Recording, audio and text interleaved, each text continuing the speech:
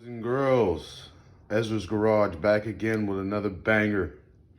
Wanted to talk briefly with y'all, but first I want to let you know if you're watching this now and you haven't subscribed, because I know a good bit of you watch without subscribing, if you can just go ahead, drop a like, comment, and a subscribe. I would like more comments out of the videos just to hear what folks are thinking about my content. I'd like a lot of y'all to subscribe because we know so many of you are watching without subscribing. I get the analytics and it tells me. I know a lot of folks are going to like this video because this is a versus video. And this is very contended, neighbor to neighbor, hood to hood, street to street, block to block. This is a very, very contended video. People like to say that the GLOCK underperforms the TAURUS. Some people say the TAURUS are throwaway guns and you should never protect your life or try to protect your life with one of them. A lot of opinions about these two firearms, and that's exactly why this video is coming at you at this time. Got the old cutting board out, broke it back out. This is another tabletop review from Ezra's Garage. This is the TAURUS G2C versus the GLOCK 26. Now, I know a lot of people are going to be like, Ez, you're sandbagging us.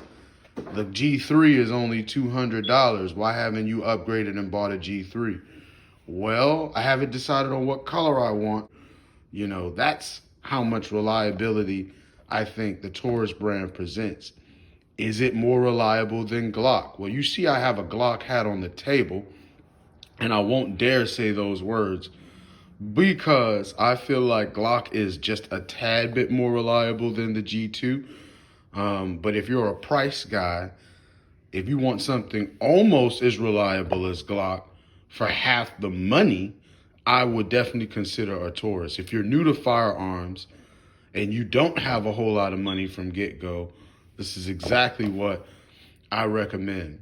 I got this Palmetto State Armory bag here because we went and bought a holster recently, and I noticed that it doesn't fit the G2, but it definitely fits the GLOCK. That was the intention, and it fits well. It's a level 3 holster. Nobody's going to be able to pull it out of my pocket or anything like that. Shouts out to my favorite clothing store, the Palmetto State Armory. Yep, notice I said clothing, not gun store. Clothing store. We'll talk about that later in a separate video, but I'll tell you, the GLOCK, I can't even say it's my favorite. I cannot say it's my favorite. I carry it every day. I'm thinking of upgrading to a 27. I know that's outside of everything I own. We're a 9mm family. I will say, I want something with a little bit more bang, but the same setup, big beaver tail, pure script extension, TLR6. I'm getting a new one. That way I can interchange it between this one and another one. I wanted to get something for this, Crimson Trace, something.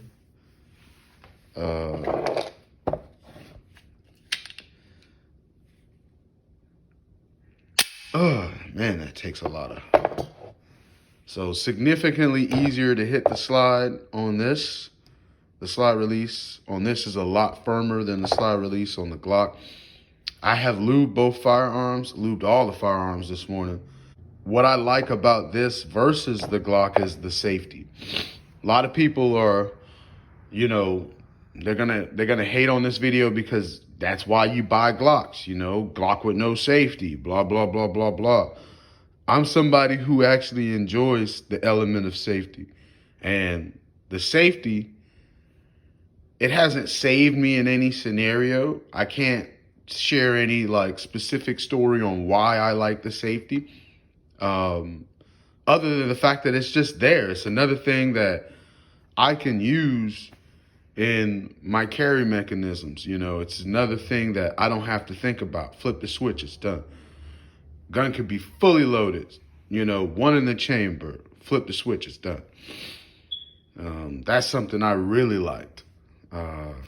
This, you just kind of have to carry with a round in the chamber and some true discipline, or do what I do. And I hate to tell you, I'm one of those proponents of no round in the chamber. And that's because I'm usually where I don't have threats. Those significant threats are not where I am. If I feel them approaching, that's kind of when I cock around. I'm very, very incognito when I rack around. You won't even know he ready to go. So that's a big deal. What wins in this case, I don't know. It's up to you, the community. I want y'all to have a chance to say what wins. Personally, I'm still going with the Glock. They're about the same size, as you can see. Their footprint is about the same. But if I'm rocking a 10, not a 12, this is definitely smaller. The footprint of this would get smaller.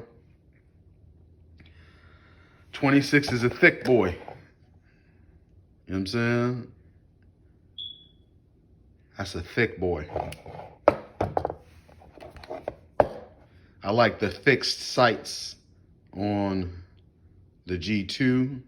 She's almost this thick, but the fixed sights that don't move, I'm pretty sure you can tell my sights need to be centered in again.